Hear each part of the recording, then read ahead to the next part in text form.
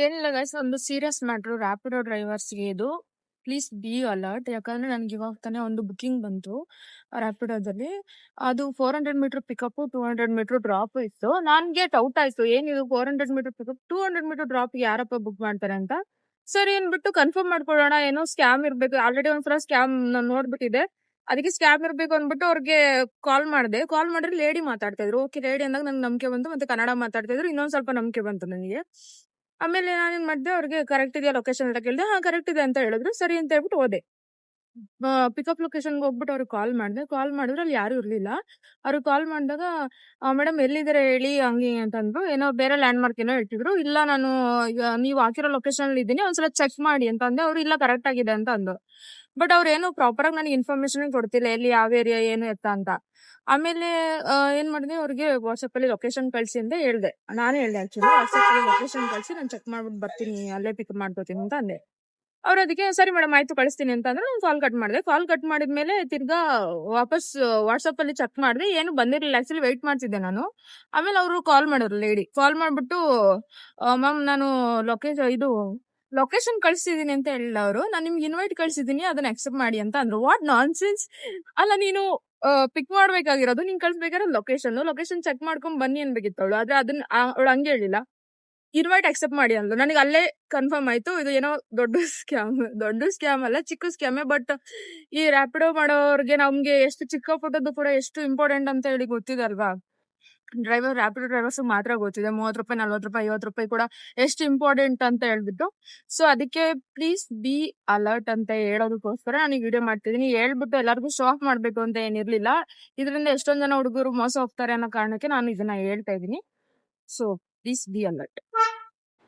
Hi ಸ್ನೇಹಿತರೆ, welcome to ನಮ್ಮ channel. ಮತ್ತೊಂದು ವಿಡಿಯೋಗೆ ಸ್ವಾಗತ. ನಾನು ನಿಮ್ಮ ಪ್ರೀತಿಯ ಶಂಕರ್. ನೀವು ಆಲ್ರೆಡಿ ಟೈಟಲ್ ತಮ್ಮಲ್ಲಿ ನೋಡಿದ್ದೀರಾ. ಸೊ ಸ್ಕ್ಯಾಮು, ಈ ಸ್ಕ್ಯಾಮ್ ನಡೀತಿದೆ, ಸೊ ಇವಾಗಿಂದ ನಡೀತಿರೋದಲ್ಲ, ಇದು ಸುಮಾರು ದಿನಗಳಿಂದ ನಡೀತಿದೆ. ಸೊ ನಾನು ನಿಮ್ಗೊಂದು ವಿಡಿಯೋನ ಹಾಕಿದ್ದೆ, ಸೊ ನೀವು ನೋಡ್ಕೊಂಡು ಬಂದಿದ್ದೀರಾ ಅಂತ ಅಂದ್ಕೊಂಡಿದ್ದೀನಿ. ಸೊ ಈ ಒಂದು ಸ್ಕ್ಯಾಮ್ ಬಗ್ಗೆ ತುಂಬ ಚೆನ್ನಾಗಿ ಎಕ್ಸ್ಪ್ಲೈನ್ ಮಾಡಿದ್ದಾರೆ. ಸೊ ನಿಜ ಹೇಳಬೇಕು ಅಂತಂದರೆ, ಈ ಒಂದು ಸ್ಕ್ಯಾಮ್ ಬಗ್ಗೆ ನಾನು ಸುಮಾರು ದಿನಗಳಿಂದ ವೀಡಿಯೋಸ್ನ ಮಾಡ್ಕೊಂಡೇ ಬರ್ತಾಯಿದ್ದೀನಿ. ಈ ಥರ ಸ್ಕ್ಯಾಮ್ ಮಾಡ್ತಾರೆ, ದಯವಿಟ್ಟು ಹುಷಾರು ಅಂತ. ಆದರೂ ಕೂಡ ಕೆಲವರು ಮೋಸ ಹೋಗ್ತಾನೆ ಇದ್ದಾರೆ. ಸೊ ಆ್ಯಕ್ಚುಲಿ ಹೇಳ್ಬೇಕಂತಂದರೆ, ಈ ಒಂದು ವಿಡಿಯೋದಲ್ಲಿ ಇವರೇನು ಎಕ್ಸ್ಪ್ಲೇನ್ ಮಾಡಿದಾರಲ್ಲ, ತುಂಬ ಚೆನ್ನಾಗಿ ಎಕ್ಸ್ಪ್ಲೇನ್ ಮಾಡಿದ್ದಾರೆ. ದಯವಿಟ್ಟು ಆ ವಿಡಿಯೋನ ನೋಡ್ಕೊಂಡು ಬಂದಿರಂತ ಅಂದ್ಕೊಂಡಿದ್ದೀನಿ. ಸೊ ನಿಮಗೆಲ್ಲ ಗೊತ್ತಿಲ್ವೋ, ಈ ಒಂದು ಸ್ಕ್ಯಾಮ್ ಸ್ಟಾರ್ಟ್ ಆಗಿ ನಿಯರ್ಲಿ 3-4 ವರ್ಷ ಮುಂಚೆಯಿಂದನೂ ನಡೀತಾ ಇದೆ.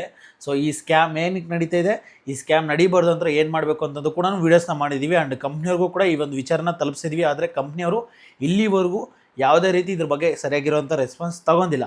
ಆದರೆ ಈ ಸ್ಕ್ಯಾಮ್ ಬಗ್ಗೆ ಅಸೋಸಿಯೇಷನ್ಸ್ ಆಗಿರ್ಬೋದು, ಅಥವಾ ರೈಡರ್ಸ್ ಆಗಿರ್ಬೋದು, ಒಬ್ರಿಗೊಬ್ರು ಹೇಳ್ಕೊಳ್ಳೋದಾಗಿರ್ಬೋದು, ಅಥವಾ ನಾವು ವೀಡಿಯೋಸ್ ಮಾಡೋದಾಗಿರ್ಬೋದು, ಸೊ ಸುಮಾರು ಇದೇ ಥರ ವೀಡಿಯೋಸ್ನ ಮಾಡಿ ಆಗ್ತಾನೆ ಇದ್ದೀವಿ. ಬಟ್ ಈ ಹೊಸ್ದಾಗಿ ಬರ್ತಾರಲ್ಲ, ಈ ಹಲುಬ್ರಿಗೇನೋ ಗೊತ್ತಾಗ್ಬಿಟ್ಟಿದೆ. ಸೊ ಇದನ್ನು ಹೆಂಗೆ ಸ್ಕ್ಯಾಮ್, ಇದು ಈಸಿಯಾಗಿ ಹೆಂಗೆ ಕಂಡುಹಿಡಿಬೇಕು, ಇದು ಸ್ಕ್ಯಾಮ ಅಲ್ವಾ ಹೆಂಗೆ ಅಂತ ಈಸಿಯಾಗಿ ಹೆಂಗೆ ಕಂಡುಹಿಡಿಬೇಕು ಅನ್ನೋದು ತುಂಬ ಜನಕ್ಕೆ ಗೊತ್ತಾಗಿದೆ. ಬಟ್ ಆದರೆ ಈ ಹೊಸ್ದಾಗಿ ಯಾರು ಬರ್ತಾರೆ ಅವ್ರಿಗೆ ತುಂಬ ಗೊತ್ತಾಗಲ್ಲ. ಯಾಕಂತಂದರೆ ಫಸ್ಟ್ ಆಫ್ ಆಲ್ ಬೆಂಗಳೂರಿಗೆ ಅದರಲ್ಲೂ ಹೊಸ್ದಾಗಿ ಬಂದಿದ್ದಾರೆ ಅಂತಂದರೆ ಅವರಂತೂ ತುಂಬ ಅಮೌಂಟ್ನ ಕಳ್ಕೊತಿದ್ದಾರೆ. ಸೊ ನನಗಂತೂ ಸುಮಾರು ಮೆಸೇಜಸ್ ಬರ್ತಾಯಿತ್ತು. ಅಂದರೆ ಲೈಕ್ ಅವಾಗ ಬ್ರೋ ನನಗೆ ಈ ಥರ ಸ್ಕ್ಯಾಮ್ ಆಗ್ತಿದೆ ಅಂತ ಅವ್ರಿಗೆ ಎಕ್ಸ್ಪ್ಲೈನ್ ಮಾಡಿ ಅಥವಾ ನಾನು ಅದೇ ವೀಡಿಯೋಸ್ನ ಕಲಿಸ್ತಿದ್ದೆ. ಬಟ್ ಈ ಒಂದು ವೀಡಿಯೋ ಮಾಡೋ ರೀಸನ್ ಏನಪ್ಪ ಅಂತಂದರೆ, ಈ ಸಿಸ್ಟರ್ ಮಾಡಿದ್ದಾರೆ ಈ ವಿಡಿಯೋನ ಖಂಡಿತವಾಗ್ಲೂ ಕ್ಲಿಯರ್ ಎಕ್ಸ್ಪ್ಲೈನ್ ಮಾಡಿದ್ದಾರೆ. ಸೊ ನಿಜ ಹೇಳಬೇಕು ಅಂತಂದರೆ ಈ ಸ್ಕ್ಯಾಮ್ ಹೆಂಗಾಗುತ್ತೆ ಅಂತ ನಿಮ್ಗೆ ಆಲ್ಮೋಸ್ಟ್ ಗೊತ್ತಾಗಿದೆ ಅಂತ ಅಂದ್ಕೊಂಡಿದ್ದೀನಿ.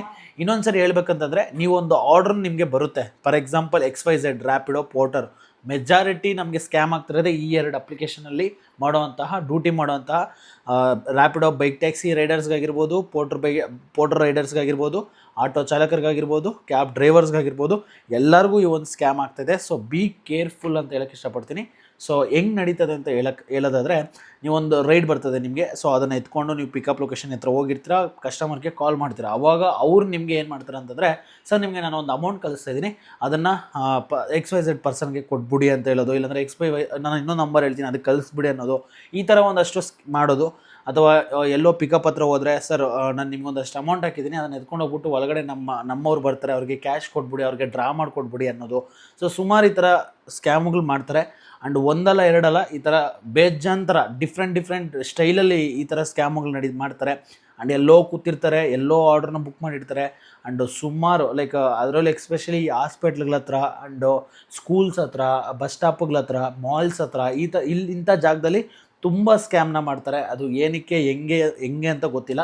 ಆ್ಯಂಡ್ ಈ ಸ್ಕ್ಯಾಮ್ ಆಗೋ ರೀಸನ್ನು ಅಂದರೆ ಯಾವ ರೀತಿ ಮಾಡ್ತಾರೆ ಅಂತ ನಿಮ್ಗೆ ಹೇಳಿದ್ನಲ್ಲ, ಬಟ್ ಆಗೋಕ್ಕೆ ಈ ಥರ ಮಾಡೋಕ್ಕೆ ಹೆಂಗಪ್ಪ ಅಂದರೆ ನಮ್ಮ ಒಂದು ಪರ್ಸ್ನಲ್ ನಂಬರ್ನ, ನಮ್ಮದೇನು ಮೊಬೈಲ್ ನಂಬರ್ ಇರ್ತದಲ್ಲ ಆ ಒಂದು ರೈಡರ್ ಮೊಬೈಲ್ ನಂಬರ್ನ ಕಸ್ಟಮರ್ಗೆ ಡೈರೆಕ್ಟಾಗಿ ಹೋಗೋದ್ರಿಂದ ಅವ್ರು ಏನು ಮಾಡ್ತಾರೆ ಅಂತಂದರೆ ಈ ಥರ ಸ್ಕ್ಯಾಮ್ ಮಾಡೋದಕ್ಕೆ ಈಸಿ ಆಗುತ್ತೆ. ಅವ್ರು ನಮ್ಮ ನಂಬರ್ ಈಸಿಯಾಗಿ ಸಿಕ್ಬಿಡುತ್ತೆ. ಅವ್ರು ಒಂದು ನಾರ್ಮಲ್ ಮೆಸೇಜು ಟೈಪ್ ಮಾಡಿಬಿಡ್ತಾರೆ, ಇಂಥ ಅಕೌಂಟಿಂದ ಇಷ್ಟು ಅಮೌಂಟ್ ಬಂದೈತೆ ನಿಮ್ಮ ಅಕೌಂಟ್ಗೆ ಅಂತ. ಸೊ ಅವ್ರು ಏನು ಮಾಡ್ತಾರೆ, ಸೊ ನಮಗೆ ಕಾಲ್ ಮಾಡಿಬಿಟ್ಟು ಸರ್ ನಿಮಗೆ ಅಕೌಂಟ್ಗೆ ಹಾಕಿದ್ದೀನಿ ನೋಡಿ ಅಂತಾರೆ. ಸೊ ಅವ್ರು ನಮಗೆ ಬಿಡಲ್ಲ ಕಾಲ್ ಲೈಕ್ ಅವ್ರು ನಮ್ಮನ್ನು ಫೋನ್ಪೇ ಗೂಗಲ್ ಪೇಲಿ ಚೆಕ್ ಮಾಡೋಕ್ಕೆ ಬಿಡೋದೇ ಇಲ್ಲ. ನಾರ್ಮಲ್ ಮೆಸೇಜ್ ಬಂದೈತೆ ನೋಡಿ ಸರ್, ನಾರ್ಮಲ್ ಮೆಸೇಜ್ ಬಂದಿದೆ ನೋಡಿ ಸರ್ ಅಂತ ಒತ್ತಿ ಹೇಳ್ತಾ ಇರ್ತಾರೆ. ಸೊ ನಾವೇನು ಮಾಡ್ಬಿಡ್ತೀವಿ, ನಾರ್ಮಲ್ ಮೆಸೇಜ್ ಬಂದಿದೆಯಲ್ಲ ಅಂದ್ಬಿಟ್ಟು ನಾವು ಅದನ್ನು ಬೇರೆಯವ್ರಿಗೆ ಕೊಟ್ಬಿಡೋದು, ಇಲ್ಲಾಂದರೆ ಇದು ಮಾಡಿಬಿಡ್ತೀವಿ. ಸೊ ಈಗ ಕೆಲವ್ರಿಗೆ ನಮ್ಮ ಅಕೌಂಟಲ್ಲಿ ದುಡ್ಡು ಇಲ್ಲ ಅಂದರೆ ಓಕೆ, ಗೊತ್ತಾಗ್ಬಿಡುತ್ತೆ ಅದು ಏನು ನಮ್ಮ ಅಕೌಂಟಿಗೆ ಬಂದೈತಾ ಇಲ್ಲ ಅಂತ. ಕೆಲವ್ರು ಏನು ಮಾಡ್ತಾರೆ, ಬೆಳಗ್ಗೆಯಿಂದ ನಾವು ಸಂಪಾದನೆ ಮಾಡಿ ಇಟ್ಕೊಂಡಿರ್ತೀವಿ ಒಂದಷ್ಟು ದುಡ್ಡನ್ನ. ಸೊ ಏನು ಮಾಡ್ತಾರೆ, ಸೊ ಓಕೆ ನನ್ನ ನಾರ್ಮಲ್ ಮೆಸೇಜ್ ಬಂದೈತಲ್ವಾ, ಮೇ ಬಿ ನನ್ನ ಅಕೌಂಟ್ ಬಂದಿರಬೇಕು ಅಂದ್ಬಿಟ್ಟು ಕೊಟ್ಬಿಡ್ತಾರೆ. ಸುಮಾರು ಜನ ಈ ಥರ ಕಳ್ಕೊಂಡ್ಬಿಟ್ಟಿದ್ದಾರೆ. ನಿಜ ಹೇಳ್ಬೇಕು ಅಂತಂದರೆ ದೊಡ್ಡ ಏನು ಅಮೌಂಟ್ ಏನಲ್ಲ, ಅಂದರೆ ಒಂದು 500 ರೂಪಾಯಿ, 1000 ರೂಪಾಯಿ, 500 ರೂಪಾಯಿ, 1000 ರೂಪಾಯಿ, 3000, 2000, 1500, 5000 ಒಳಗಡೆನೇ ಈ ಥರ ಸ್ಕ್ಯಾಮ್ ಮಾಡೋದು. ಬಟ್ ಆದರೆ ಆ 1500, ಆ ಒಂದು 500, ಆ ಒಂದು 1000 ರೂಪಾಯಿ ದುಡಿಯೋಕ್ಕೆ ನಾವೆಷ್ಟು ಕಷ್ಟಪಡ್ತೀವಿ ಅನ್ನೋದು ನಮಗೆ ಮಾತ್ರ ಗೊತ್ತಿರ್ತದೆ. ಬೆಳಗ್ಗೆ ಹೋದರೆ ಸಂಜೆವರೆಗೂ ಮುಕ್ಳರ್ಕೊಂಡು ಕೆಲಸ ಮಾಡಿದ್ರೆ ನಮ್ಗೆ ಆ ಒಂದು 500 ರೂಪಾಯಿ, 1000 ರೂಪಾಯಿ ದುಡಿಯೋಕ್ಕೆ ಎಷ್ಟು ಕಷ್ಟ ಅಂತ ನಮಗೆ ಮಾತ್ರ ಗೊತ್ತಿರ್ತದೆ. ಸೊ ಇಂಥ ಕಿತ್ತೋದು ನನ್ನ ಮಕ್ಕಳು, ದುಡಿಯೋಕ್ಕೆ ಯೋಗ್ಯತೆ ಇಲ್ದಿರೋರು ಈ ರೀತಿ ಅದು ಯಾಕೆ ಮಾಡ್ತಾರಂತ ನನಗಂತೂ ಗೊತ್ತಿಲ್ಲ. ಎಕ್ಸ್ಪೆಷಲಿ ಮೇ ಬಿ ನಾನು ನೋಡ್ದಂಗೆ ನಮ್ಮ ಕಂಟ್ರಿಯವ್ರು ಯಾರೂ ಅಲ್ಲ ಅನಿಸುತ್ತೆ, ಮೇ ಬಿ ಇಂಡಿಯಾದವ್ರು ಯಾರೂ ಅಲ್ಲ, ಇದ್ರೂ ಕೂಡ ನಾರ್ತ್ ಇಂಡಿಯನ್ಸ್ ಸೈಡವರೇ ಜಾಸ್ತಿ. ಬಿಕಾಸ್ ಏನಕ್ಕಂತಂದರೆ ಒಬ್ಬನಿಗೂ ಕನ್ನಡ ಬರೋಲ್ಲ. ಸೊ ಅವ್ರು ಮಾತಾಡೋದೆಲ್ಲ ಹಿಂದಿಯಲ್ಲೇ ಮಾತಾಡ್ತಾರೆ. ಸೊ ಅದು ಕೆಲವ್ರಿಗೆ ನಮ್ಗೆ ಅರ್ಥ ಆಗೋಲ್ಲ. ಸೊ ಅದರಲ್ಲೂ ಗಾಬರಿಯಲ್ಲಿ ಮಾತಾಡ್ತಾರೆ. ಸೊ ಅದಾದಮೇಲೆ ನಿಮ್ಗೆ ಬಂದೈತೆ ಚೆಕ್ ಮಾಡಿ ನಾರ್ಮಲ್ ಮೆಸೇಜ್ ಅಂತಾರೆ.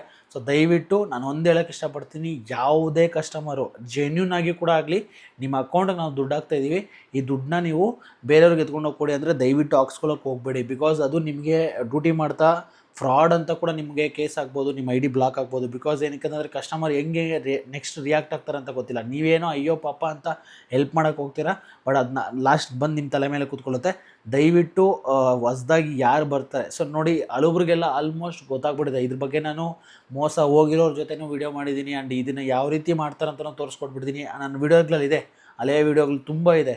ಸೊ ನಿಮಗೆ ಬೇಕಾದರೆ ಇಲ್ಲಿ ನಿಮಗೆ ಸ್ಕ್ರೀನ್ಶಾಟಲ್ಲಿ ಹಾಕಿರ್ತೀನಿ. ಸೊ ದಯವಿಟ್ಟು ಹೋಗಿ ಆ ವೀಡಿಯೋಗಳನ್ನ ನೋಡಿ, ಯಾವ ರೀತಿ ಸ್ಕ್ಯಾಮ್ ಮಾಡ್ತಾರೆ ಅಂತ ಲೈವಲ್ಲಿ ಕೂಡ ತೋರಿಸ್ಬಿಡ್ತೀನಿ ಕೆಲವೊಂದು. ಸೊ ನಾನು ಹೇಳೋದಿಷ್ಟೇ, ಹೊಸ್ದಾಗಿ ಯಾರು ಬರ್ತಾರೆ ಸೊ ದಯವಿಟ್ಟು, ಅದರಲ್ಲೂ ಒಂದಷ್ಟು ನಿಮ್ಗೆ ಆಸೆ ಹುಡ್ಸೋಕ್ಕೆ ಅಂತ ಏನು ಮಾಡ್ತಾರೆ ಅಂದರೆ, ಸರ್ ನಿಮಗೆ 2500 ಹಾಕಿದ್ದೀನಿ, 2000 ಮಾತ್ರ ಕೊಡಿ ಸಾಕು, ನೀವು 500 ರೂಪಾಯಿ ನೀವು ಇಟ್ಕೊಳ್ಳಿ, ನೀವು ಕಷ್ಟಪಡ್ತಿರ್ತೀರ ಹಿಂಗೆ ಅಂತ ನಿಮಗೆ ಪುಂಗ್ತಾರೆ. ಸೊ ಪುಂಗ್ದಾಗ ನೀವು ದಯವಿಟ್ಟು ಪುಂಗ್ಸ್ಕೊಳಕ್ಕೆ ಹೋಗ್ಬೇಡಿ ಯಾವುದೇ ಕಾರಣಕ್ಕೂ. ಇಲ್ಲಿ ನೋಡಿ, ಕಷ್ಟಪಟ್ಟು ನಾವು ದುಡಿದಿರೋಂತಹ 5 ರೂಪಾಯಿ 10 ರೂಪಾಯಿ ಇಲ್ಲಿ ನಾವು ನಮ್ಮ ಹತ್ರ ಉಳಿಯಲ್ಲ. ಅಂಥದ್ರಲ್ಲಿ ಯಾರು ಸುಮ್ಮನೆ ನಿಮಗೆ 500 ರೂಪಾಯಿ ಕೊಡ್ತೀನಿ, 1000 ಕೊಡ್ತೀನಿ, ಸೊ ಈ ಥರ ಸುಮ್ಮನೆ ನಿಮಗೆ ಆಸೆ ಹುಡಿಸ್ತಾರೆ ಹೊರತು ಯಾರೂ ಕೂಡ ಕೊಡಲ್ಲ. ಸೊ ಇದು ಒಂದು ದೊಡ್ಡ ಸ್ಕ್ಯಾಮ್ಗಳು.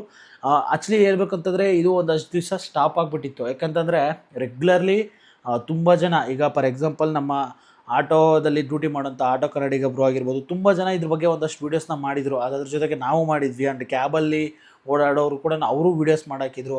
ಸೊ ಅವಾಗ ಏನಾಗಾಯಿತು, ಒಂಚೂರು ಸ್ಟಾಪ್ ಆಗಿತ್ತು. ಸೊ ಇದೊಂದು ಚೂರು ಇವಾಗ ಹೊಸವ್ರು ಬರೋಕ್ಕೆ ಸ್ಟಾರ್ಟ್ ಆಗೋರಲ್ಲ, ಸೊ ಈ ಬೈಕ್ ಟ್ಯಾಕ್ಸಿಗೆಲ್ಲ ಹೊಸವ್ರು ಬರೋಕ್ಕೆ ಸ್ಟಾರ್ಟ್ ಆಗೋರಲ್ಲ, ಸೊ ಅಂಥವ್ರನ್ನ ಟಾರ್ಗೆಟ್ ಮಾಡಿಕೊಂಡು ಈಗ ಸ್ಕ್ಯಾಮ್ನ ಸ್ಟಾರ್ಟ್ ಮಾಡಿದ್ದಾರೆ.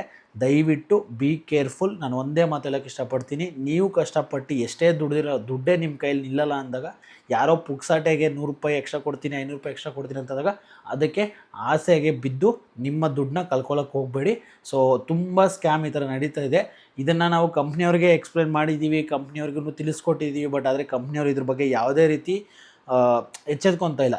ಜಸ್ಟ್ ಆ್ಯಡ್ಸ್ ಕೊಡ್ತಾರೆ, ಹುಷಾರಾಗಿರಿ, ಹುಷಾರು, ಹಿಂಗೆ ಮಾಡ್ತಾರೆ ಹಂಗೆ ಮಾಡ್ತಾರೆ ಅಂತ ಒಂದಷ್ಟು ಆ್ಯಡ್ನ ಕೊಟ್ಟಿದ್ದಾರೆ. ಬಟ್ ಆದರೆ ಇದಕ್ಕೆ ಅಟ್ಲೀಸ್ಟ್ ನಮ್ಮ ಸೆಕ್ಯೂರಿಟಿಗೆಗೋಸ್ಕರ ನಮ್ಮ ನಂಬರ್ನ ಸೆಕ್ಯೂರ್ ಮಾಡಿದ್ರೆ ಮೇ ಬಿ ಈ ಪ್ರಾಬ್ಲಮ್ ಆಗೋದಿಲ್ಲ. ಬಟ್ ಆದರೆ ಕಂಪ್ನಿಯವರು ಈ ಒಂದು ಅಪ್ಡೇಟ್ ಕೊಡ್ತಾ ಇಲ್ಲ, ಅಪ್ಡೇಟು ಮಾಡ್ಕೊತಾ ಇಲ್ಲ. ಸೊ ಇದೊಂದು ಪ್ಲಸ್ಸು ಇದೆ, ಒಂದು ಮೈನಸ್ ಇದೆ. ನಮ್ಮ ನಂಬರು ಡೈರೆಕ್ಟಾಗಿ ಕಸ್ಟಮರ್ಗೆ ಹೋಗೋದ್ರಿಂದ ನಮ್ಮನ್ನು ಬೇಗ ಕಾಂಟ್ಯಾಕ್ಟ್ ಮಾಡ್ಕೊಬೋದು ಕಸ್ಟಮರು.